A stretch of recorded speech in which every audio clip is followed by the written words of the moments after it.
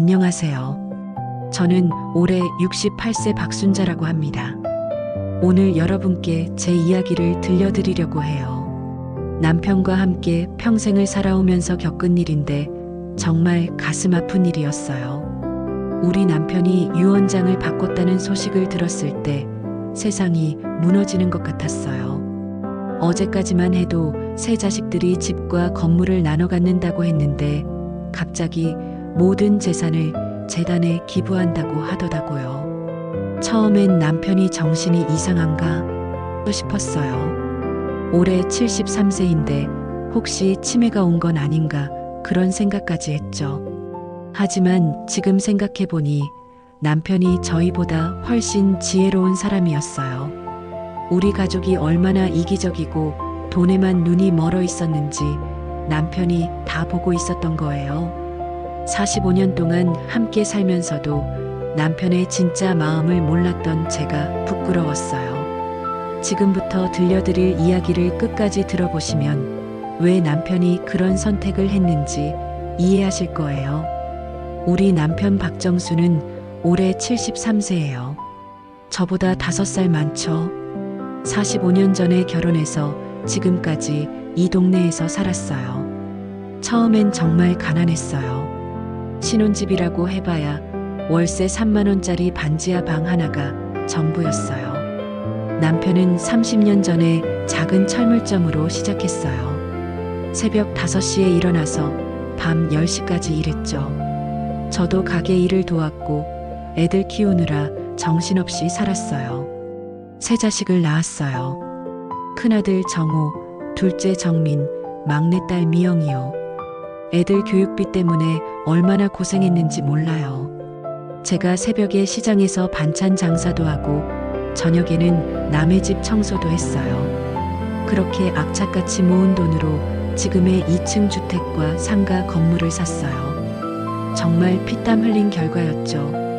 애들은 다 잘 컸어요. 큰아들은 대기업에 다니고 둘째는 사업하고 막내딸은 초등학교 선생님이 되었어요. 그때만 해도 정말 행복했어요. 하지만 애들이 각자 결혼해서 나가니까 집이 너무 조용해졌어요.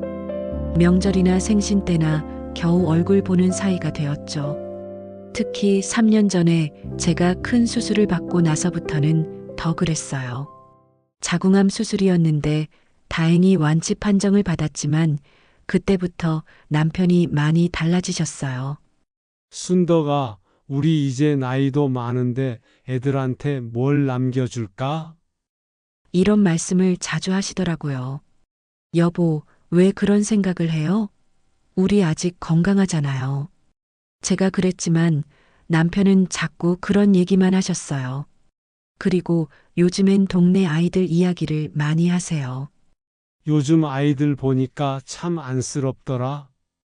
부모가 맞벌이라 혼자 있는 애들이 많고, 이런 말씀들을요. 저는 그냥 남편이 나이 드시니까 감성적이 되신다고 생각했어요. 설마 이런 큰일이 벌어질 줄은 꿈에도 몰랐죠. 추석을 며칠 앞둔 날이었어요. 오랜만에 애들이 다 모이게 됐죠. 그런데 이상하더라고요. 큰 며느리 순이가 전화해서 어머님, 아버님 건강은 어떠세요? 혹시 건강검진 받아보셨어요?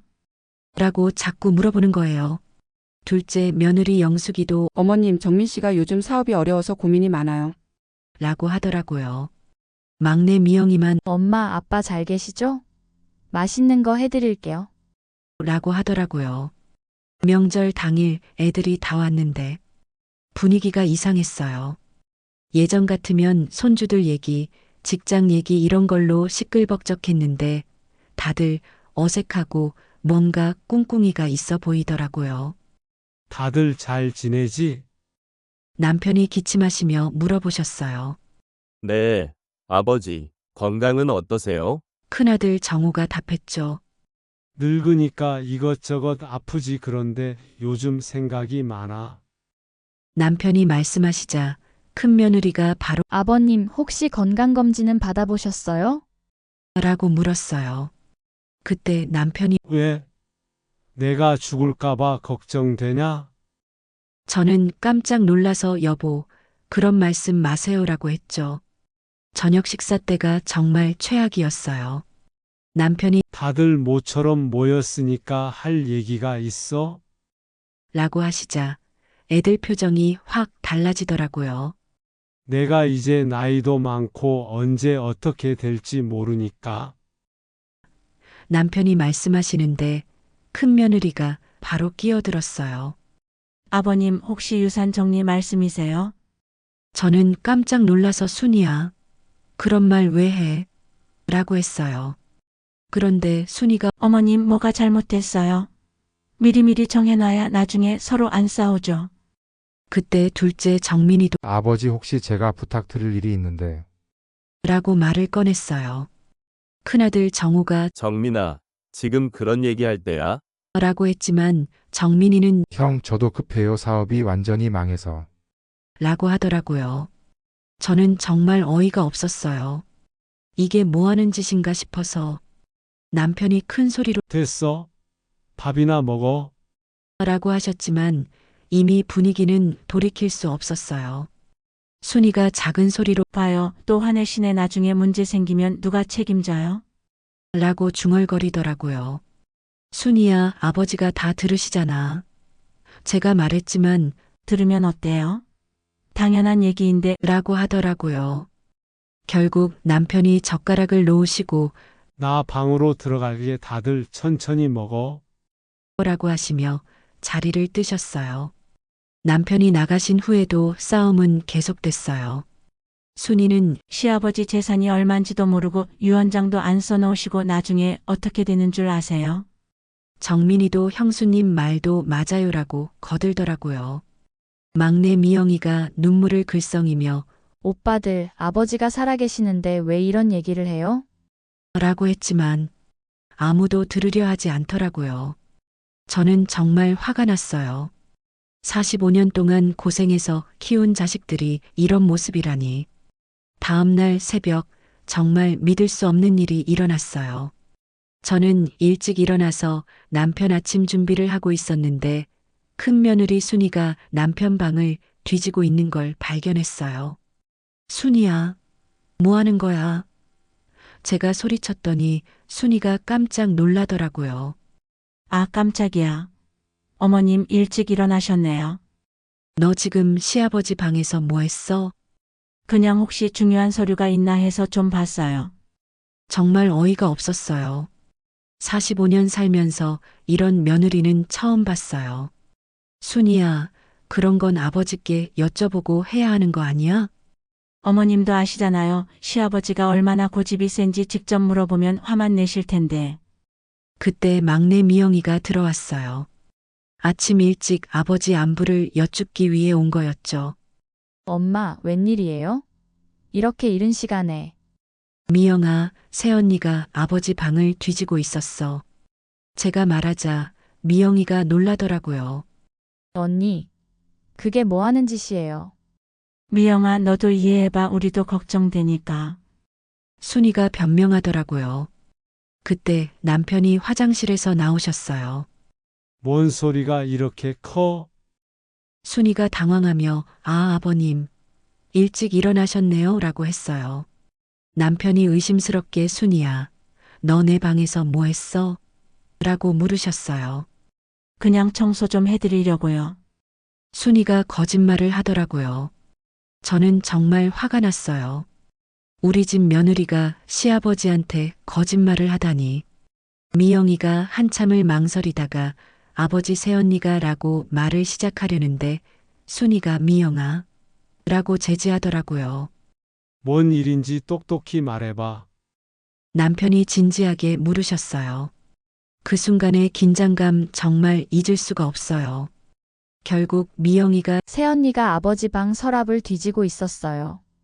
라고 말했어요. 남편의 얼굴이 굳어지시더라고요. 45년 살면서 남편이 그렇게 화난 얼굴을 본 적이 없었어요. 그날 오후 둘째 정민이가 저희를 불러 모았어요. 어머님 형 미영아 아버지 방에서 이상한 걸 발견했어요. 뭘? 정우가 물어봤어요. 정민이가 작은 녹음기를 꺼내더라고요. 이거 아버지 책상 서랍에 있었어요. 정민아, 그걸 왜 가져왔어? 제가 화를 냈지만 어머님 잠깐만 들어보세요. 정말 중요한 내용이에요. 라고 하면서 재생했어요. 그리고 나온 재생 음성이 정말 충격적이었어요. 남편 목소리가 들렸어요. 변호사님, 제가 결정했습니다. 집과 상가 건물을 모두 재단에 기부하겠어요. 변호사 목소리도 들렸어요. 정말 신중히 생각해 보세요. 가족분들이 반대하실 텐데. 그리고 남편이 괜찮습니다. 이게 제 뜻이에요. 평생 벌어놓은 돈으로 이 동네 아이들을 도와주고 싶어요라고 하는 거예요. 저는 정말 하늘이 무너지는 것이 이런 건가 싶었습니다. 한참 동안 어지러웠어요. 45년을 함께 산 남편이 저한테는 한마디 상의도 없이 이런 결정을 내리다니. 이게 진짜예요? 형, 우리 완전히 당한 거예요. 아버지가 우리한테는 한마디 말도 안 하고. 라고 몹시 당황하고 흥분했어요. 순이는 더 심했어요. 이런 법이 어디 있어요? 어머님, 아버님을 말려야 해요. 제발 말려주세요. 저는 눈물이 났어요. 남편이 정말 그런 생각이셨을까? 이게 진심일까? 믿을 수가 없었어요. 어머님, 지금 이렇게 있을 때가 아니에요. 이럴 수는 없어요. 우리 다 길거리에 나앉게 생겼어요. 그때 남편이 들어오셨어요. 왜들 이렇게 모여 있어? 어색한 침묵이 흘렸어요. 정민이가 녹음기를 들어보이며 아버지, 이게 뭐예요?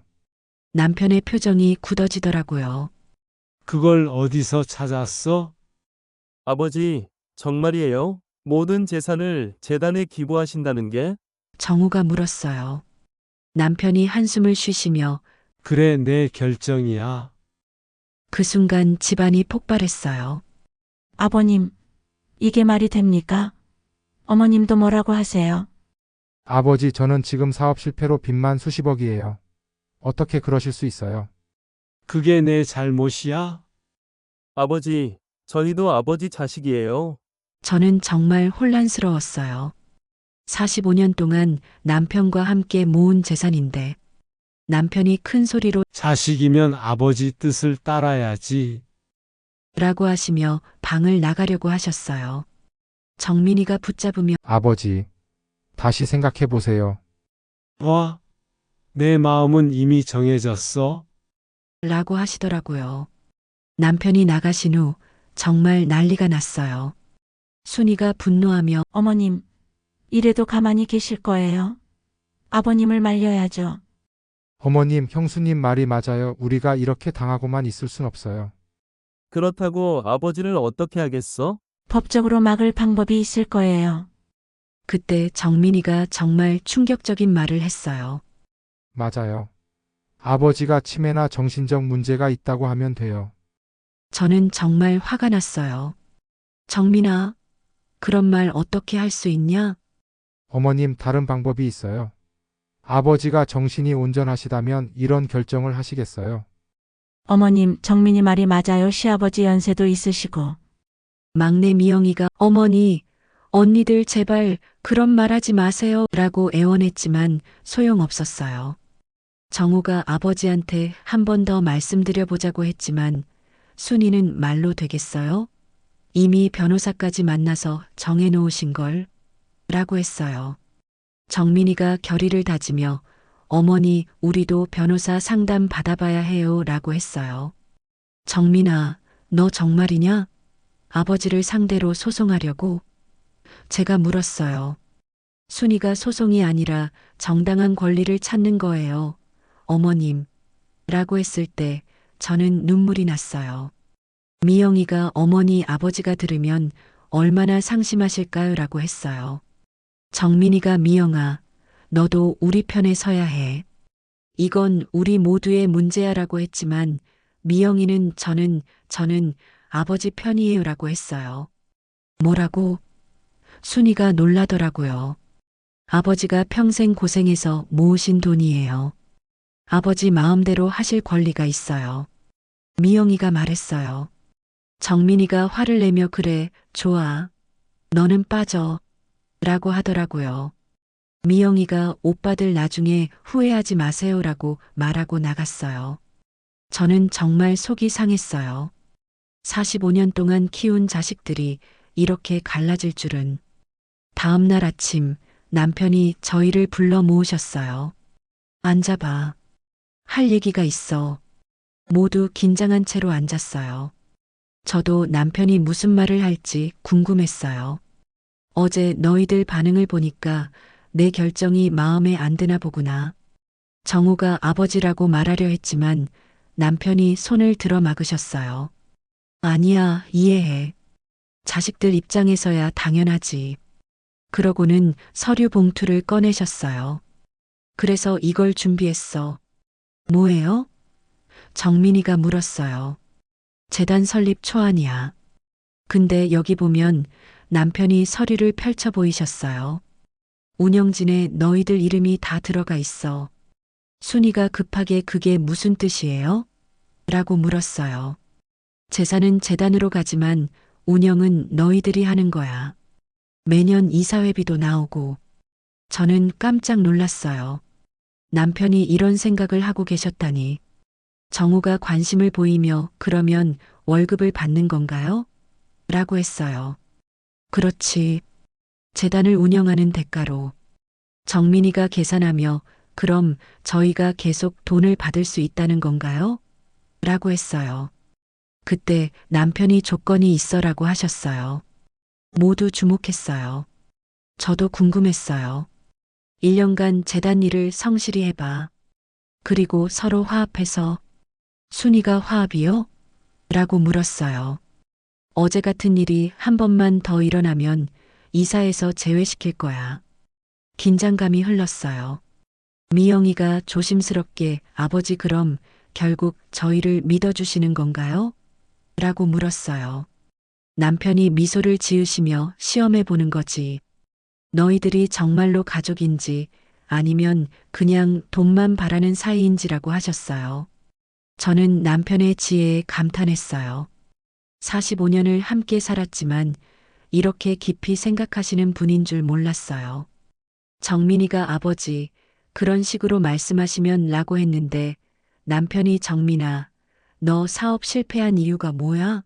라고 물으셨어요. 그게 왜 갑자기 혼자서만 하려고 했지? 남들 믿지 않고. 정민이가 할 말을 잃더라고요. 이번엔 달라야 해. 형제끼리, 가족끼리 힘을 합쳐야 해. 정우가 아버지 1년만 하면 되는 거예요? 라고 물었어요. 남편이 의미심장하게 1년 후에 다시 결정할게라고 하셨어요. 그날 저녁 저는 남편 방을 정리해드리다가 또 다른 녹음 파일을 발견했어요. 이것도 있네. 45년 동안 함께 살면서도 남편이 이런 걸 녹음하시는 줄 몰랐어요. 호기심에 재생해봤는데 정말 깜짝 놀랐어요. 남편 목소리가 들렸어요. 변호사님, 사실 제가 바라는 건 따로 있습니다. 변호사가 네, 라고 했어요. 자식들이 정말로 화합할 수 있다면 말이에요. 재산을 그들에게 남겨주고 싶어요. 저는 정말 놀라서 녹음기를 떨어뜨릴 뻔했어요. 남편 목소리가 계속됐어요. 재단 이야기는 일종의 시험입니다. 자식들이 돈만 바라보는지 아니면 정말로 가족의 의미를 아는지 확인하고 싶어서요. 변호사가 그럼 진짜 유언장은 따로 있다는 말씀이신가요? 라고 물었어요. 네. 만약 1년 동안 아이들이 화합한다면 재단은 일부만 기부하고 나머지는 가족들이 나눠 갖게 하고 싶습니다. 눈물이 났어요. 여보, 45년을 함께 살면서 남편이 이렇게 깊이 생각하고 계셨다니. 저는 급히 애들한테 전화했어요. 얘들아, 당장 와봐. 엄마가 중요한 걸 발견했어. 30분 후 모든 가족이 모였어요. 어머님, 뭔데 이렇게 급하게? 정우가 물었어요. 이것 좀 들어봐. 저는 녹음을 재생했어요. 모두 충격을 받았어요. 순이가 이게 뭐예요? 라고 물었고 정민이는 그럼 아버지가 우릴 시험하신 거였어요? 라고 했어요. 저는 눈물을 흘리며 아버지가 얼마나 실망하셨을까. 우리가 돈 얘기만 하니까라고 했어요. 정우가 자책하며 우리가 정말 잘못했어요 라고 했어요. 순이가 당황하며 그럼 지금까지 우리가 한 게 다 잘못된 거예요? 라고 했고 정민이는 어머님 우린 진짜 바보였어요 라고 했어요. 그때 남편이 들어오셨어요. 뭘들 그렇게 심각하게 얘기해? 모두 죄책감에 고개를 숙였어요. 저는 눈물을 흘리며 여보 미안해요 라고 했어요. 남편이 당황하시며 순떡아 왜 울어? 라고 하셨어요. 정우가 아버지 저희가 다 알았어요 라고 했어요. 뭘? 정민이가 아버지의 진짜 마음을요라고 했어요. 남편의 표정이 변하시더라고요. 남편이 한숨을 쉬시며 그걸 어떻게 알았어? 라고 물으셨어요. 녹음기에 다른 파일도 있었어요. 제가 말했어요. 그렇구나. 남편이 앉으시더라고요. 그러던 어느 날 오후 화장실에서 갑자기 쿵 하는 소리가 나서 깜짝 놀라 가보니 남편 갑자기 쓰러져 있었어요. 다행히 의식은 있었어요. 너무나 놀라서 어찌할 바를 몰라 당황하고 있는데 남편이 희미한 의식이 돌아오면서 119를 부르라고 어렵게 말했고 떨리는 손으로 겨우 통화해서 급하게 병원 응급실에 도착했습니다. 의사 선생님이 심장이 많이 안 좋으시네요. 입원하셔야겠어요 라고 하더라고요. 그래서 다행히 병실이 있어서 입원을 하게 되었습니다. 병실에서 남편이 저한테 말씀하셨어요. 순덕아 미안해. 여보, 왜 갑자기 그런 말씀을 해요? 45년 동안 함께 살았는데 너한테 상의도 없이 혼자 결정했네. 저는 눈물이 났어요. 여보, 저는 당신이 옳다고 생각해요. 정말? 네. 우리 애들 모습 보니까 정말 부끄러웠어요. 우리가 어떻게 키웠길래. 남편이 제 손을 잡으시며 순떡아, 애들이 나쁜 건 아니야. 그냥 요즘 세상이 각박해서 그런 거지. 그래도 여보 마음은 이해해요. 평생 고생해서 모은 돈인데 의미 있게 쓰고 싶으시죠. 그때 변호사님이 오셨어요. 박정수 씨, 유 원장 최종 정리하러 왔습니다. 애들이 모두 모였어요. 다들 긴장한 표정이었어요. 변호사님이 서류를 펼치며 말씀하셨어요. 박정수 씨의 최종 유언장입니다. 저도 숨을 죽이고 들었어요. 먼저 재단 설립 부분입니다. 전체 재산의 30%를 지역사회 재단으로 기부합니다. 정민이가 안도하며 30%요? 라고 했어요. 나머지 70%는 배우자와 자녀들에게 분할합니다. 모두 놀랐어요. 순이가 그럼 저희도 받는 거예요? 라고 물었어요. 남편이 미소를 지으시며 조건이 있어라고 하셨어요. 변호사님이 재단 운영에 가족이 모두 참여하셔야 합니다. 그리고 3년간 화합하며 지내셔야 해요. 정우가 3년이요? 라고 했어요.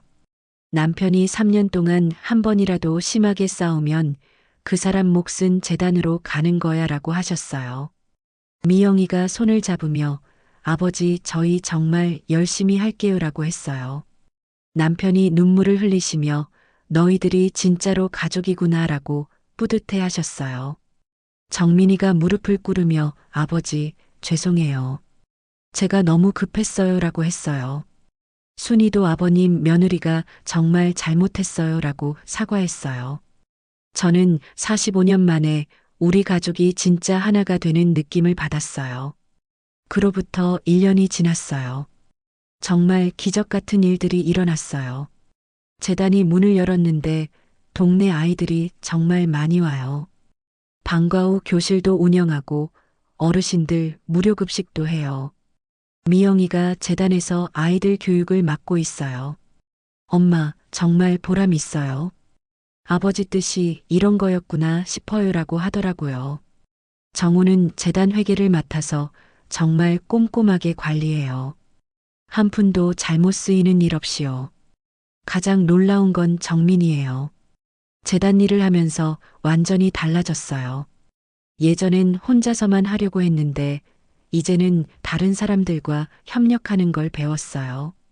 어머님, 제가 사업 실패한 이유를 이제 알겠어요. 혼자 다 하려고 해서 그런 거였어요. 정민이가 그러더라고요. 순이도 많이 변했어요. 처음엔 재단 일이 귀찮다고 했는데 지금은 제일 열심히 해요. 어르신들 무료급식 준비할 때 새벽부터 나와서 도와줘요. 어머님, 제가 참 이기적이었네요. 남편 돈만 바라고 살았는데 순이가 사과하더라고요. 남편은 건강이 많이 좋아지셨어요. 병원에서 이상하네요. 심장 상태가 많이 호전됐어요 라고 하더라고요. 순덕아, 가족들이 화합하니까 마음도 편하고 몸도 좋아지네. 남편이 그러시더라고요. 그런데 정말 기적 같은 일이 하나 더 있었어요. 정민이 사업을 다시 시작했는데 이번엔 형이랑 같이 하더라고요. 재단에서 배운 협력 정신으로 새로운 회사를 만들었어요. 어머님, 이번엔 제대로 할게요. 형하고 함께 하니까 든든해요. 정민이가 그러더라고요. 그리고 무엇보다 좋은 건 우리 가족이 다시 모이게 됐어요. 매주 일요일마다 재단에서 함께 점심을 먹어요. 손주들도 와서 자원봉사를 해요. 할머니, 할아버지가 정말 대단한 분이시구나. 우리도 나중에 이런 일 하고 싶어요. 손주들이 그러더라고요. 3년이 다 되어가는 어느 날이었어요. 남편이 저한테 말씀하셨어요. 순덕아, 이제 진짜 유언장을 공개해야겠어. 여보, 뭔 말씀이에요? 사실 하나 더 숨겨둔 게 있어. 남편이 서랍에서 봉투를 꺼내셨어요. 이게 진짜 마지막 유언장이야. 애들을 다 불러 모았어요. 변호사님도 오셨고요. 박정수 씨의 최종 유언장입니다. 변호사님이 말씀하셨어요. 3년 동안 가족들이 화합하고 재단 운영을 성실히 했으므로 모두 숨을 죽이고 들었어요. 재단 기부 비율을 30%에서 20%로 줄이고 나머지 80%는 가족들이 받되 정우가 네 라고 했어요. 단 앞으로도 계속 재단 운영에 참여해야 한다는 조건입니다. 남편이 미소를 지으시며 너희들이 진짜 가족이라는 걸 증명했으니까 더 많이 받아도 돼. 정민이가 눈물을 흘리며 아버지 정말 대단하세요라고 했어요. 순이도 아버님 저희를 이렇게까지 믿어주시다니 라고 했어요. 그런데 미영이가 갑자기 아버지, 저는 더 받고 싶지 않아요라고 하더라고요. 미영아, 재단에서 일하는 게 너무 행복해요. 돈보다 더 소중한 걸 배웠어요. 정우도 저도 마찬가지예요. 재단 일이 제 인생에서 가장 의미 있는 일이에요라고 했어요. 정민이까지 아버지, 우리 그냥 지금대로 살아요. 재단도 키우고 가족도 챙기고라고 하더라고요. 남편이 정말 기뻐하시더라고요. 너희들이 정말 내 자식들이구나. 그날 밤 남편이 저한테 말씀하셨어요. 순덕아, 45년 동안 고생 많았어. 여보, 무슨 말씀을. 우리 애들 이렇게 훌륭하게 키워줘서 고마워. 당신이 현명하셨기 때문이에요. 아니야. 너 없었으면 불가능했을 거야. 저는 정말 행복했어요. 45년 만에 우리 가족이 진짜 완성된 느낌이었어요. 지금은 5년이 지났어요. 재단은 이 지역에서 없어서는 안 될 곳이 되었어요. 아이들 300명이 다니고 있고 어르신 200분이 이용하세요. 정우는 회사를 그만두고 재단 상근 이사가 되었어요. 엄마, 이게 제 천직인 것 같아요라고 하더라고요. 정민이는 사업이 대박 났어요. 형과 함께 하니까 정말 잘 되더라고요. 그리고 수익의 일부를 계속 재단에 기부해요. 미영이는 재단 교육 디렉터가 되어서 더 많은 아이들을 가르치고 있어요. 엄마, 매일매일이 선물 같아요라고 해요. 순이도 완전히 달라졌어요. 이제는 동네에서 제일 친절한 사람으로 유명해요. 어머님, 제가 정말 많이 변했죠? 라고 하면서 웃어요. 무엇보다 좋은 건 우리 가족의 마지막 식탁이 첫 번째 식탁이 되었다는 거예요. 매주 일요일 저녁 재단 식당에서 온 가족이 모여서 함께 식사해요. 손주들도 오고 재단 아이들도 함께해요. 할머니, 이 밥이 세상에서 제일 맛있어요. 손주들이 그래요. 할머니표 사랑의 밥상이니까 그렇지. 제가 그러면 다들 웃어요. 남편은 건강이 정말 좋아지셨어요. 순덕아, 100세까지 살 것 같아. 여보, 그럼 저도 100세까지 살게요. 함께 재단일 해야죠. 어떤 사람들은 저한테 물어봐요. 순덕 씨, 후회 안 해요? 돈 더 많이 받을 수 있었는데. 그럼 저는 이렇게 대답해요. 돈은 쓰면 없어져요. 하지만 우리가 나눈 사랑은 계속 남아있어요. 그리고 이것도 말해줘요. 진짜 유산은 돈이 아니에요. 가족이 함께 만들어가는 추억이고 다른 사람들을 도우며 느끼는 보람이에요. 요즘 젊은 부부들한테 꼭 하고 싶은 말이 있어요. 돈 때문에 가족끼리 싸우지 마세요. 부모님 재산 기대하지 말고 본인들이 열심히 살아보세요. 그리고 어르신들한테도 하고 싶은 말이 있어요. 자식들이 돈만 바라본다고 실망하지 마세요. 대신 어떻게 하면 진짜 가치 있는 것을 가르쳐 줄 수 있을지 생각해 보세요.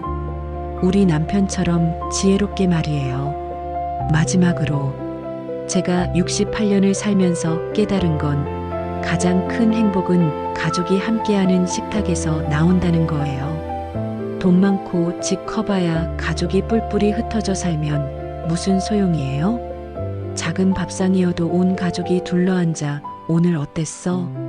고생했어. 이런 말 한마디씩 나누는 게 진짜 행복이에요. 그래서 우리 마지막 식탁은 끝이 아니라 시작이었어요. 진짜 가족의 시작이었던 거예요. 여러분도 오늘 집에 가셨을 때 가족들과 함께 따뜻한 밥 한 끼 드세요. 그리고 서로 사랑한다고 말해주세요. 그게 바로 돈으로 살 수 없는 가장 소중한 유산이니까요.